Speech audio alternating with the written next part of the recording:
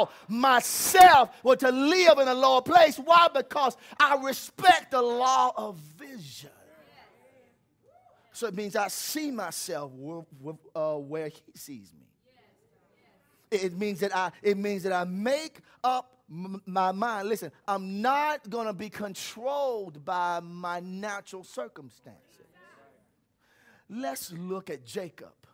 Please turn to Genesis chapter 30, beginning at verse 27. Genesis chapter 30, verse 27.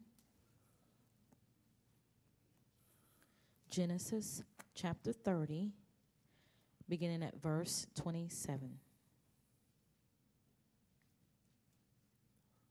And Laban said unto him, Jacob, I pray thee, if I have found favor in thine eyes, tarry, for I have learned by experience, I've learned through experience, that the Lord have blessed me for thy sake. Here we see where that we see Jacob, who was the grandson of Abraham, had wandered into a land where he found his uncle Laban. And of course, since Jacob had sowed the seeds of deception, he reaped deception.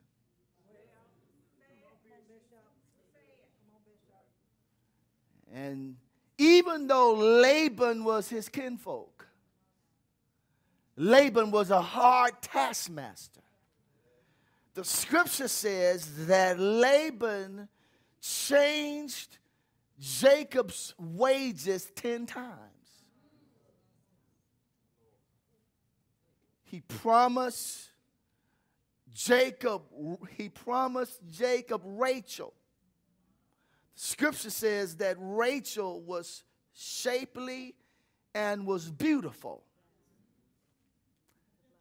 And when the writer wrote about Leah, all he had to say was that she had beautiful eyes.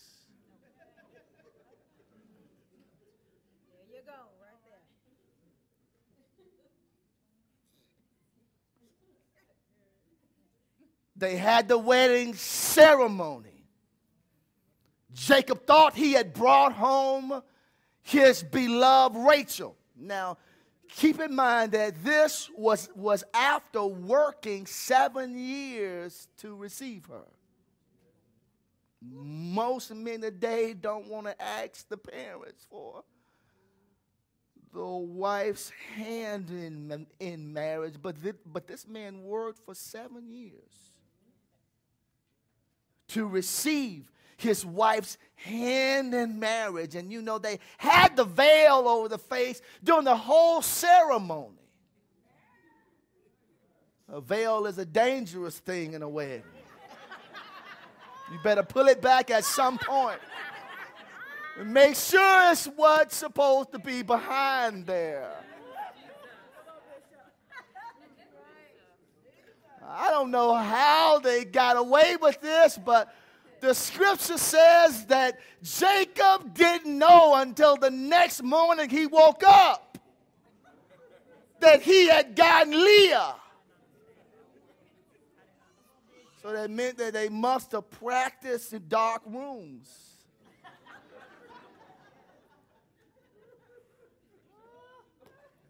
Now, I don't know how you would feel, but and I've never cursed in my life, but I'd be challenged not to say a bad word.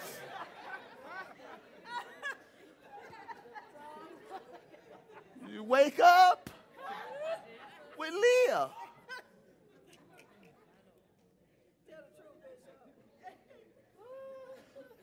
He goes back to Laban and said, Laban, what do you mean by giving me Leah when I've worked for Rachel? Laban said, if you work for 7 more years, I'll give you Rachel. Now, Rachel had to be some kind of beautiful.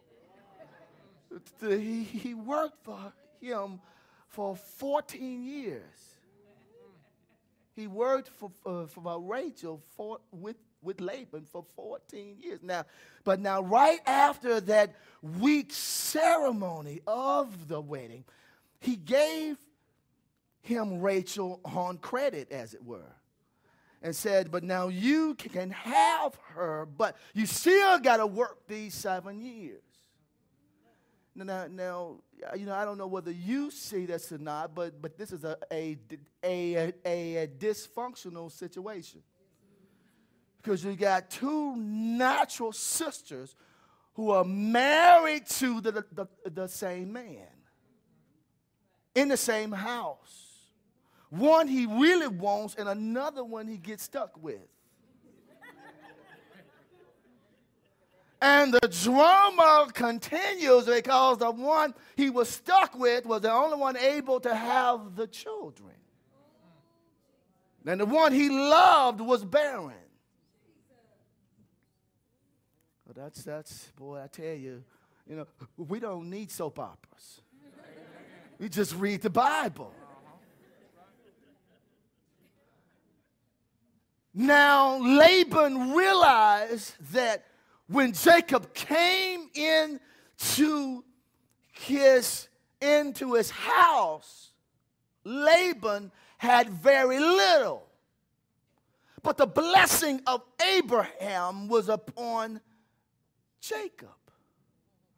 And when the blessing of Abraham is upon you, wherever you go, it multiplies. If you're working on a job, that thing escalates. If you move into a subdivision, the values go up. I mean, wherever you are, things increase.